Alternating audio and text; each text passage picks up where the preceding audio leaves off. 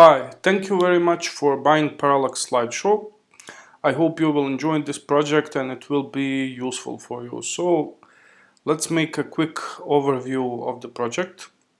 So when you open up the project, first thing you will see is the main composition, and this is where all the comps are stacked from 1 to 25 and the final comp, actually from 0 to final.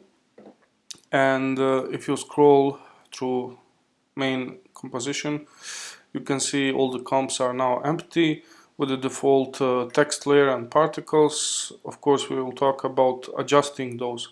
So in the project panel, you have a couple of folders that will be of interest for you. So first you have of course the main composition up in the top, and you have 5 folders or 1 placeholders. This is where you import all your images. In O2 folder called masking, this is where you mask out the subject with roto brush tool. We will also talk about that. In folder O3 you have a folder called clone and scene settings. This is basically where you clone the subject so it fits up with the background, and this is also where you adjust all your scene settings like camera movements, particles, text, and a lot of other options. In O4 this is a folder with all the text layers where you edit your text. Of course, if you don't want the text, you can adjust that for each scene. And O5 is the scenes. It's basically these scenes here that are on the main composition. You don't actually even need to open these. When you adjust everything in these 4 folders, you can hop back to main composition and render that out. Now in this section we will talk about importing placeholders. So if you navigate to composition called O1 placeholders, you have 25 placeholders plus the placeholder 0, which is this intro scene placeholder. This is where you can put your first placeholder and add blur to it. We will talk about this in clone and scene settings. And you have also placeholder final. It is similar to this one.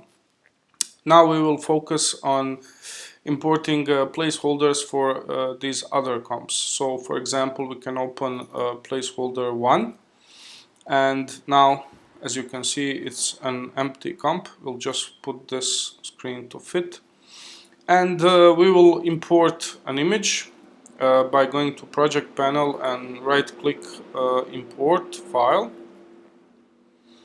So let's say this first one, and we will drag down this image to the composition, and just be sure that this image is filling up the composition completely. For example, if it's smaller, just be sure to scale it up so it fits the composition completely, so you don't leave any empty space. That goes the same with every other placeholder, and yeah, that's about it for importing your images to placeholders. Next we will talk about masking out the subject. Now let's talk about masking the subject. So when you imported all your images to placeholders, and that is all done, you will close that folder and open a folder called O2 masking. So basically this is where we mask out our subject with the roto brush tool. I found this tool very good, especially in CC versions. You have this refine edge tool. We'll talk about that a little bit later. Unfortunately for CS6 users, you don't get this refine edge tool, but you can still do a pretty good rotoscoping. So when you imported all your images, open, we have in placeholder 1 this image, we will open mask 1 composition, and we'll set this to fit. And with the placeholder 1 selected down in the mask 1 composition, we will go to Roto Brush tool, click that, and double click on placeholder 1. So it opens up this layer properties where we can rotoscope this subject. If you don't have opened the brushes palettes, go to Window and click on Brushes. So it will open up this brushes palette. It allows you to change the diameter of this brush. So 12 is good for now, and if you go just something like this tool is smart enough to find the edges and just do the rotoscope like this. And this is a preview here on the right side in the composition, what's going on at the moment. It's really quite simple. And if you need to zoom, just hold down Alt or Option key, and with your scroll on the mouse you can zoom in to desired area. In this case I will also select the grass, because we are actually, what we are doing here is distinguishing background, far background from near foreground.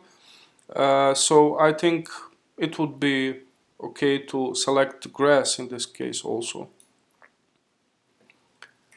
When you're happy with the result, one additional thing that you can do is decontamination. So in the effect controls, you have this Roto Brush and Refine Edge tool. On the bottom you have an option called Decontaminate Edge Colors, and select that and open this decontamination also effect, and click Extend Wear Smooth, and also increase the contamination by 1. Just make sure this view decontamination is off, and as you can see it made a pretty decent rotoscope. Of course we are still not satisfied because the hair is looking a little bit unnatural, but don't worry, we can fix that with the Refine Edge tool, which I talked a little bit earlier. So for example, this is a very good tool for hair and these kind of things. So we're gonna go along the edges and try to select the edges of the hair.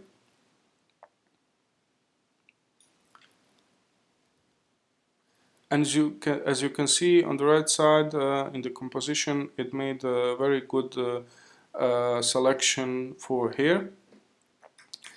We will do this also with grass. I'm just going to increase the diameter a little bit.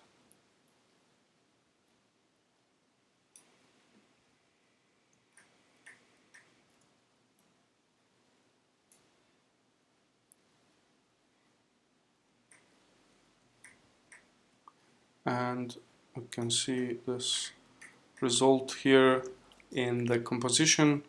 It looks pretty decent, but we forgot to select part of boy's t-shirt. But you can easily switch from Refine Edge tool to Roto Brush tool with Alt or Option W. Okay, this is the wrong tool, so we're gonna go to undo that. Green one is the one we need at the moment.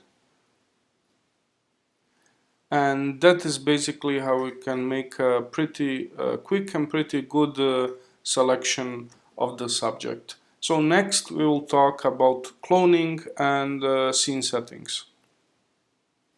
When we are done with the masking, next step is cloning the subject.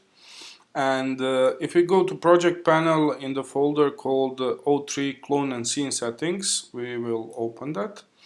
And Since we had this in mask 1 and placeholder 1, we will open settings 1. We'll talk about 0 and final a little bit later. So when we open this composition, we have two layers, scene settings and clone settings. Let's talk about clone settings first.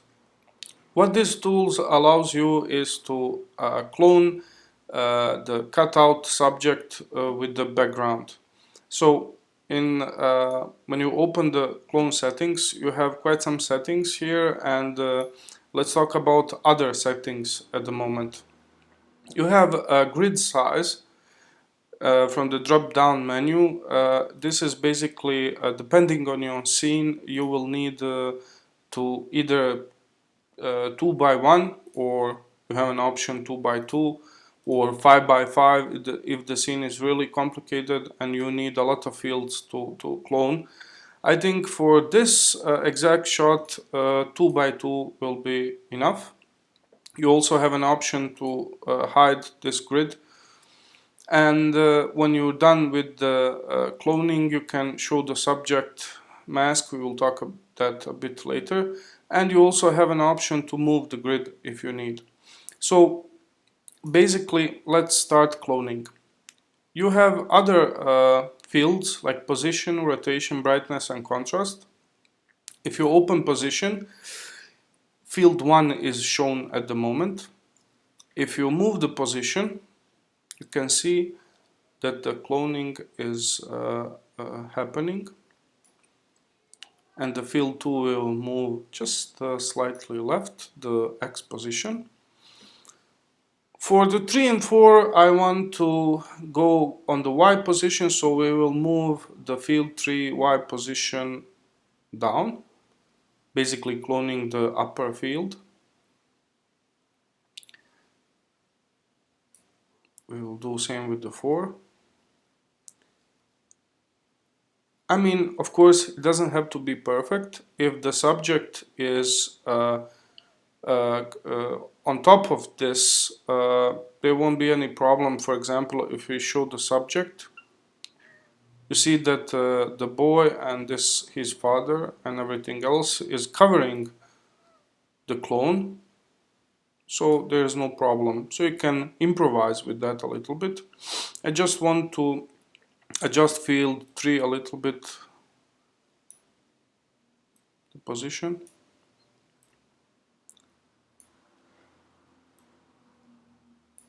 And now it looks pretty decent. Of course, if you need, you have a lot of other options. You have rotation for each field. For example, field 1, we'll just for the moment hide the subject. So you have option, you will need that sometimes actually. For every field you have an option to rotate, and that can be definitely handy sometimes.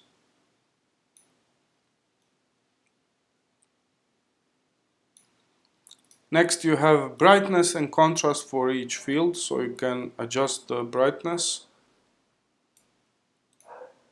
and contrast for every single field. And finally, you have edge blur, which blurs these edges, kind of blends them together. And after that, if you need, you can try to fix this a little bit more, fields. And if you show the subject, you can see that subject is cloned now. And if we go to layer called scene settings, you have quite some options in this field. First, what you want to do is go at the bottom, and where it says show the scene, turn that on. And basically now we are in the composition previewing what we did. Don't worry about this croppings at the moment. We'll talk about that with the option repeat edges. What I first want to talk about that is you have 6 different camera moves. So you can go forward, backward, right, left, down and up. In case we want camera to come from the right to left, you can certainly do that. And you have an option called camera uses rotation. Just be aware that this option works only with forward and backward camera movement. So if we select this, you will see that camera moves with Z rotation. What you can also do is adjust the amount, size and opacity of particles. You can also change the color if you like. So if we change this, let's say, to blue, we'll have blue color of the particles. Next, we have text. So if we move the slider of the composition a little bit from the center, because the text kind of shows after half of the composition, we have an option to move the text, make it smaller or bigger, or even rotate, change its opacity, color if you like, and wipe angle. Since there is an animation of this text kind of wiping from left to the right at this moment. So as you can see now, it's wiping from the angle of plus 90 degrees. If you let's say put minus 90, then it will wipe from right to left.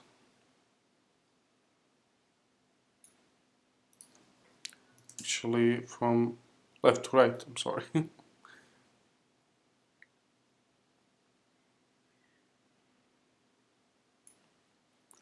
So next we will just make opacity of the text 0 and particles 0, so that doesn't bother us. What we wanted to talk next is repeat edges. This is basically repeating the edges of the subject. We'll just turn this camera uses rotation at the moment. And if we go and make adjustments to these left, right, down and up, we need to clone this. I'm sorry, to repeat the edges of these.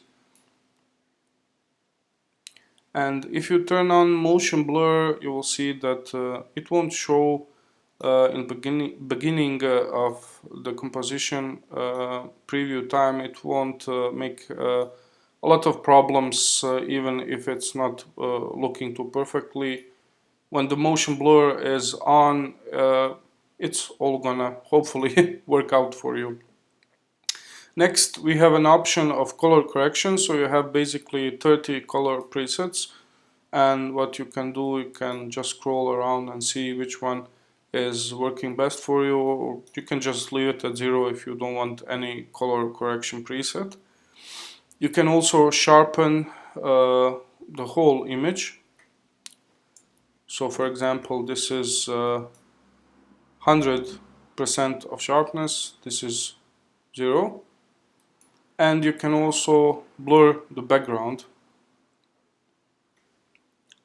as you can see.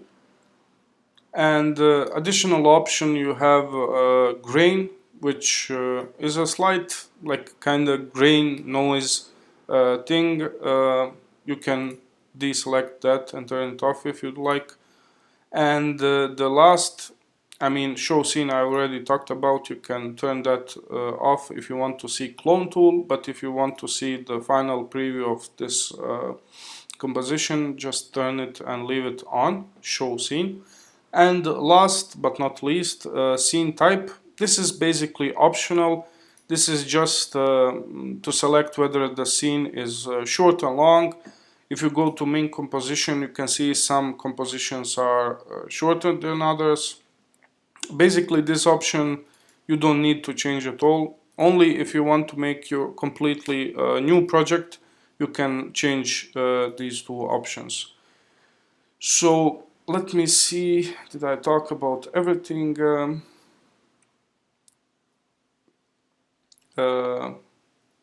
Camera movement, user rotation, particle text, color preset, scene type, yeah. That is basically it about clone and scene settings. Now let's talk about changing the text. So if we go to O4 text holders, we will go to scene text 1. We'll talk about this later.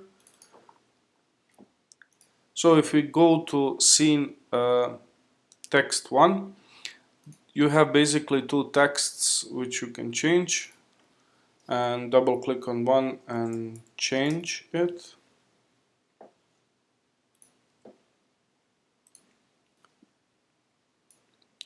And you can change subtext 2, and that is, I think, pretty straightforward.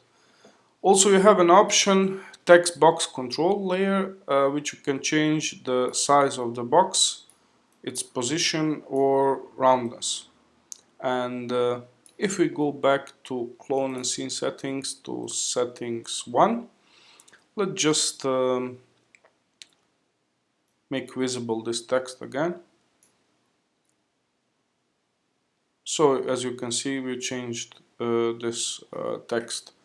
You also have an option to change scene text 0 AB. This is the text from the beginning. FX Studio presents Parallax Slideshow, these two texts. So this is scene text 0A or scene text 0B. These are just text layers without text box. And similar to that is the scene text final A and scene text final B. Basically just changing the text, and pretty straightforward.